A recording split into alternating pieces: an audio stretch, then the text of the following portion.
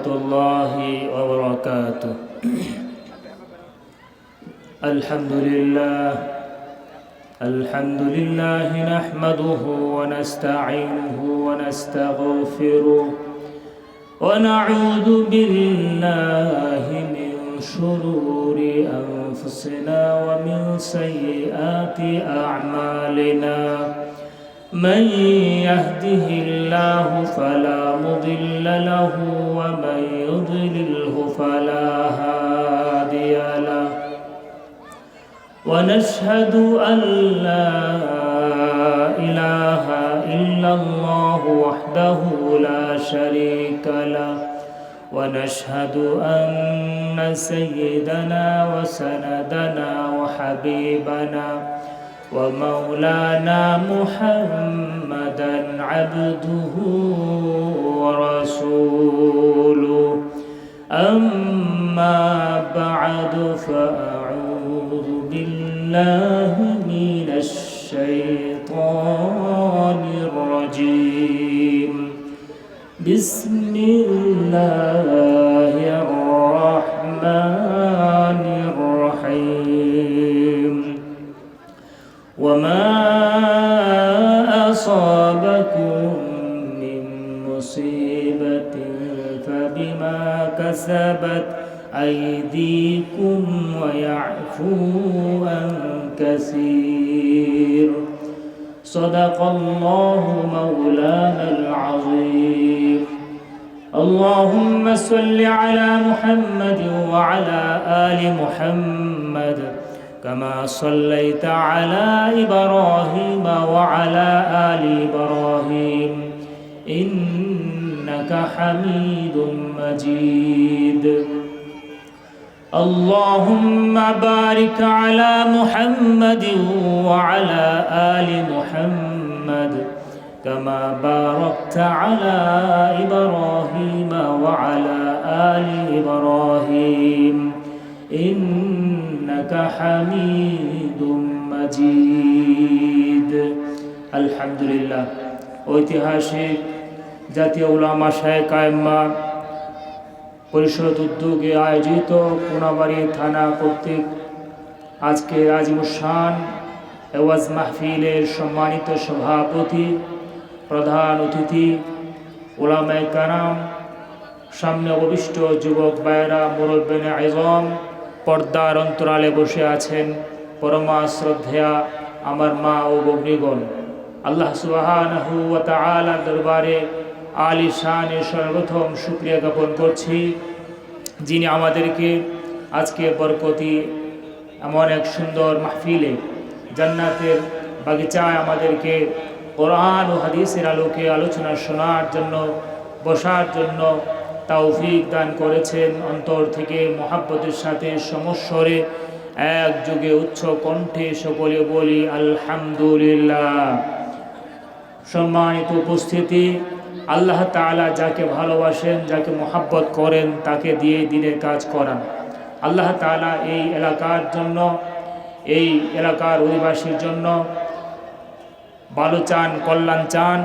এই জন্য এই এলাকার মধ্যে আল্লাহ তাআলা ঘন ঘন কোরআন এবং হাদিসের যে মজলিস, কোরআন হাদিসের আলোচনা শোনার যে ওয়াজ মাহফিল, তা এখানে কায়েম করান, ব্যবস্থা করান। এই জন্য আল্লাহ তাআলা আমাদেরকে ভালোবাসেন বিদায় আজকে এখানে এত সুন্দর একটি আয়োজন করার তৌফিক দিয়েছেন। যুগশ্রেষ্ঠ বুজুর্গ উলামায়ে কেরাম তারা এখানে কদম রাখবেন, যাদের কদমের বরকতে আল্লাহ তাআলা এই এলাকাকে আবাদ করে দিতে পারেন এবং এই এলাকার যত বাতিনি গুমরাহি যা কিছু রয়েছে আল্লাহ তাআলা একে উসিলা করে দূরীভূত করে দিতে পারেন, সেই কামনায় আমি করি।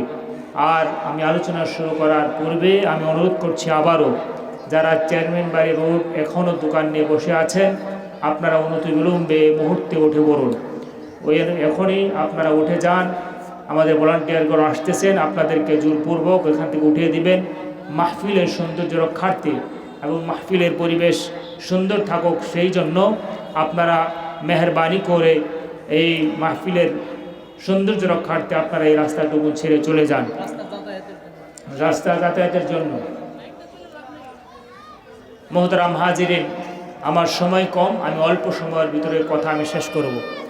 তাহলে আল্লাহ তাআলা যাকে ভালোবাসেন, যাকে মোহাব্বত করেন, তাকে দিয়ে দিনের কাজ করান, তাকে দিনের কাজ করার মতন সুযোগ আল্লাহ তাআলা দেন। আল্লাহ তাআলা আমাদেরকে বিভিন্ন সময় বিভিন্নভাবে বিভিন্ন উপায়ে পরীক্ষা করেন। আমরা অনেক সময় বলে থাকি যে বিপদ বালা মুসিবত আমাদের কেন আসে। কোরআনে কারীমের মধ্যে এক আয়াতে আল্লাহ তাআলা বলেছেন যে আল্লাহ তাআলা কোনো বান্দার উপর অনুপরিমাণ কোনো জুলুম করেন না, এবং আল্লাহ তাআলা তাদেরকে ক্ষমা করে দেন। ক্ষমা করে শুধু শেষ নয়, বরং তাদেরকে পুরস্কৃত করা হয়। তারপরে আমাদের প্রশ্ন হলো, আল্লাহ তাআলা অনুপরিমাণ কোনো জুলুম অবিচার কোনো বান্দার উপর করেন না, তাহলে আমাদের বিভিন্ন সময় বিপদ বালা মুসিবত আমাদের উপর আসে কেন? আমাদের অর্থনৈতিক অবস্থা দুর্বলতা, শারীরিক সক্ষমতা নাই, অসুস্থতা, বিভিন্ন ধরনের বালা মুসিবত কেন আসে? এর কারণ কি? এটা আল্লাহ রাব্বুল আলামিন কোরআনে কারীমের সূরা শুরার 30 নম্বর আয়াতের মধ্যে ইরশাদ করেছেন, ওয়ামা আসাবাকুম মিন মুসিবাতিন ফাবিমা কাসাবাত আইদিকুম ওয়া ইয়াফু আন কাসীর। আল্লাহ রাব্বুল আলামিন কোরআনে কারীমের মধ্যে বলেন, ওয়ামা আসাবাকুম মিন মুসিবাতিন ফাবিমা কাসাবাত আইদিকুম। আল্লাহ তাআলা আমাদের উপর বিপদ বালা মুসিবত দেন, এগুলি আমাদের কৃতকর্মের, আমাদের আমলের ফসল, আমাদের হাতের। বরং আল্লাহ রাব্বুল আলামিন আমাদের বিভিন্ন সময় বেশি সংখ্যক গুনাহ আল্লাহ রাব্বুল আলামিন আমাদের ক্ষমা করে দেন। আর না হয় আমরা যে পরিমাণ গুনাহ করি, যে পরিমাণ নাফরমানি করি, যে পরিমাণ অন্যায় আমরা করি, তার তুলনায় যদি আল্লাহ আমাদেরকে শাস্তি দিতেন, তাহলে প্রত্যেকটা কদমে কদমে চলাফেরায় ওঠা বসায় আল্লাহ আমাদেরকে পাকড়াও করতেন, আমরা কিন্তু আযাবে অ্যারেস্ট হয়ে যেতাম। কথা ঠিক কিনা? কিন্তু আল্লাহ তাআলা আমাদেরকে আযাব না দিয়ে বেশি সংখ্যক গুনাহ আল্লাহ ক্ষমা করে দেন, মাফ করে দেন। এখন এই গুনাহ থেকে বাঁচার উত্তরণ বা উপায় কি? এখন উপায় হলো, মনে করুন আমরা মুসিবত দূর করার জন্য, আমরা বালা মুসিবত দূর করার জন্য আমরা বিভিন্ন উপায় গ্রহণ করি। আমরা গুনাহ ছাড়ি না, পাপাচার ছাড়ি না, অন্যায় ছাড়ি না, আমরা বরং মুসিবত দূর করার চেষ্টা করি। মুসিবত দূর করতে হলে গুনাহ ছাড়তে হবে। যেমনিভাবে আপনার যদি কোনো বিপদ আপনার কাছে আসে, যেমন মনে করুন বিদ্যুতের লাইন আপনার পায়ের মধ্যে এসে লেগে গেল, বিদ্যুতের তার আপনার পায়ে লাগছে, এই সময় যদি আপনি আবার হাতে ধরেন, তাহলে আপনার হাতেও অ্যাটাচড হবে, আপনার হাতেও আক্রান্ত হবে। এই জন্য পায়ে লেগেছে, আপনি হাতে না ধরে যদি চালাক হয়ে থাকেন, তাহলে যেই জায়গার থেকে এই লাইন সংযোগ দেওয়া হয়েছে, সেই সুইচ, মেইন সুইচ আপনি অফ করলে আপনার পাও রক্ষা পাবে, হাতও রক্ষা পাবে। আর যদি বুদ্ধিমান না হন, পায়ে লাগছে, মনে করেন যে আমি হাতে সরায় দেই, তাহলে পায়ে আক্রান্ত হবে, হাতেও আক্রান্ত হবে। এটাও যদি না বুঝেন, আরেকটা উদাহরণ দিলে আরও বুঝতে পারবেন। তা হলো, মনে করুন আপনার কোনো কূপের মধ্যে একটা বিড়াল পড়ে মারা গেছে, মারা গিয়ে পচে গেছে, দুর্গন্ধ ছুটেছে। এখন এই কূপ যদি আপনি পবিত্র করতে চান, তাহলে কূপের ভিতরে যে মরা বিড়াল, সেই বিড়ালটাকে আগে উত্তোলন করতে হবে। উত্তোলন করে তারপরে যখন আপনি বালতি দিয়ে পানি উত্তোলন করবেন, তারপরে কূপ পাক হবে। আর যদি বিড়াল উত্তোলন না করে আপনি সে কূপের পানি শুধু 1000 বালতিও উঠায় ফেলেন, তারপরেও কিন্তু কূপ পবিত্র হবে না, কারণ বিড়াল, মরা বিড়াল কূপের মধ্যে পড়ে আছে। কথা বলুন ঠিক কিনা? তেমনিভাবে আমরা যদি বুদ্ধিমান চালাক মুসলমান হয়ে থাকি, গুনাহ আমাদেরকে পরিহার করতে হবে, পাপাচার আমাদেরকে ছাড়তে হবে। গুনাহ ছেড়ে দিয়ে যদি আমরা আল্লাহর কাছে তওবা করি, ইস্তেগফার করি, তাহলে আল্লাহ রাব্বুল আলামিন আমাদের গুনাহ খাতা তওবা কবুল করবেন এবং বিপদ বালা মুসিবত দূর করবেন। আমাদের উপর বিভিন্ন বালা মুসিবত যা আছে সেগুলি আল্লাহ রব্বুল আলামিন আমাদের দূর করে দেবেন। এই বালা মুসিবত আসে গুনাহের কারণে, অপরাধের কারণে। এখন গুনাহ করতে করতে আমরা এমন হয়ে যায় যে গুনাহকে আমরা এখন আর গুনাহ মনে করি না, এটাকে স্বাভাবিকভাবে আমরা নিয়েছি। এই গুনাহ যে এটা অপরাধ, সে অপরাধ বোধ আমাদের ভিতরে কাজ করে না। আল্লাহ রাব্বুল আলামিন সূরা মায়েদার 39 নম্বর আয়াতের মধ্যে বলেছেন, ফামান তাবা মিন বা'দি যুলমিহি ওয়া আসলাহা ফাইন্নাল্লাহা ইয়াতুবু আলাইহি ইন্নাল্লাহা গফুরুর রহিম। আল্লাহ রাব্বুল আলামিন বলেন,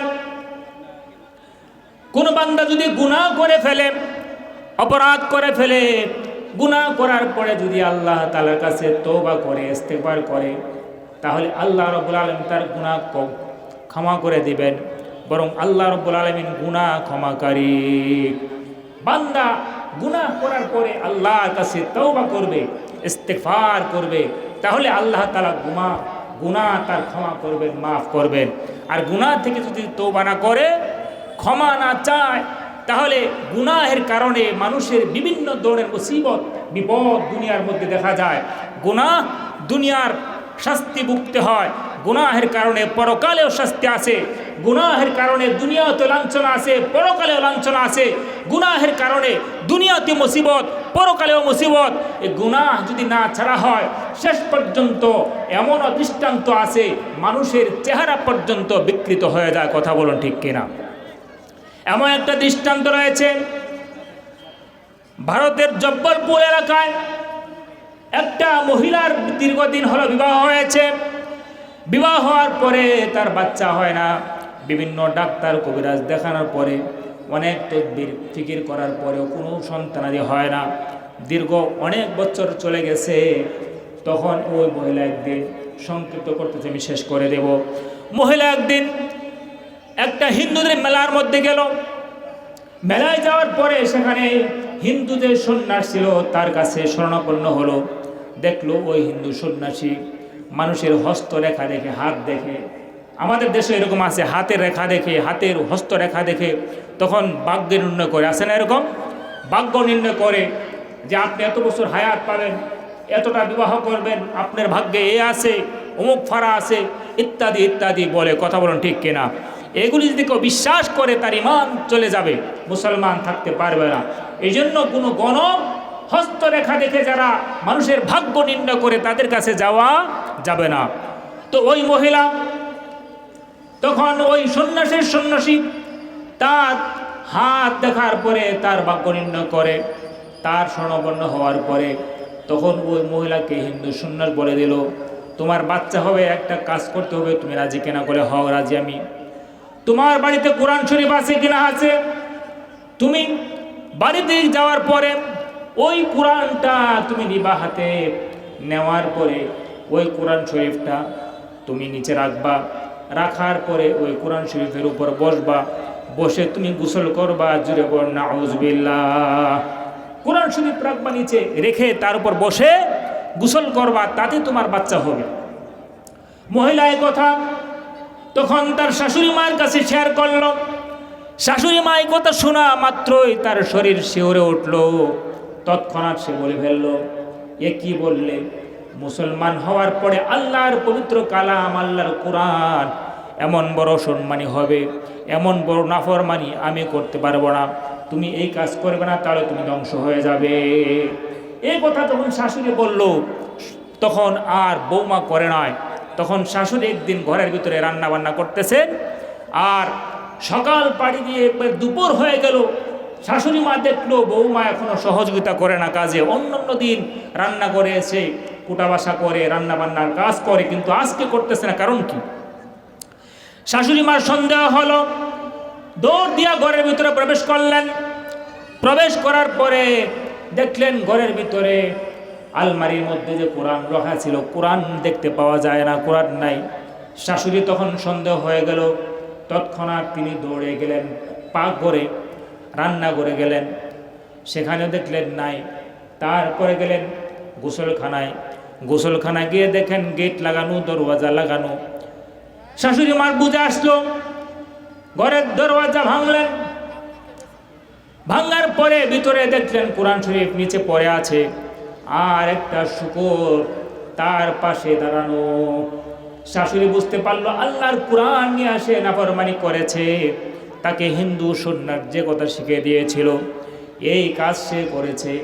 আল্লাহ তাআলা তার শাস্তি স্বরূপ মানব রূপ থেকে তাকে আকৃতি পরিবর্তন করে দিয়ে একটা সবচাইতে নিকৃষ্ট প্রাণী, শূকরের প্রাণী রূপান্তরিত করে দিয়েছে। তখন শাশুড়ি মা বলতেছেন, ও বৌমা, তুমি কি করলেন? তুমি কি সর্বনাশ করলেন? আমি তোমাকে বারবার নিষেধ করেছিলাম আল্লাহর কোরআন, আল্লাহর কালাম নিয়ে তুমি এমন বেয়াদবি করবে না, কিন্তু তুমি এমন বেয়াদবি করার ফলে আজকে তোমার এমন পরিণত হয়েছে। এই কথা বলে তিনি কোরআন শরীফটা খুলে নিলেন, চুমু খাইলেন। চুমু খেয়ে কোরআন শরীফ নিয়ে ঘরের ভিতরে প্রবেশ করলেন। এমন সময় দেখলেন ওই শূকরটাও তার পিছনে পিছনে আসলো।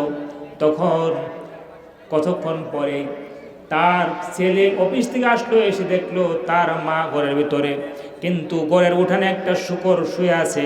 তখন তার মাকে ডাক দিয়ে বলল, মা, একটা শূকর এখানে শুয়ে আছে, আপনি কি দেখেন নাই? বিস্তারিত তখন তার ছেলেকে তার মা বলল। শোনার পরে তার ছেলে আশ্চর্য হয়ে গেল, আলমারি থেকে বন্দুক বের করে মারবে। এমন সময় মা নিষেধ করলো যে না, আল্লাহর কোরআনের সাথে বেয়াদবি করেছে, নাফরমানি করেছে। এই নাফরমানির কারণে তার দুনিয়ার শাস্তি, পরকালের শাস্তি তো আছেই, তোমার আর বিচার করার দরকার নাই, আল্লাহ তার বিচার করবেন। কথা বলুন ঠিক কিনা? এভাবে আল্লাহর কালামের সাথে, কোরআনের সাথে, ইসলামের কোন নিদর্শনের সাথে যে বা যারা বেয়াদবি করবে তার শাস্তি দুনিয়াতে হোক বা পরকালে হোক, একদিন না একদিন তাকে পেতে হবে। কথা বলুন ঠিক কিনা? তখন 2-3 দিনে শূকরটা জঙ্গলে ঘোরাঘুরি করে মারা গেল।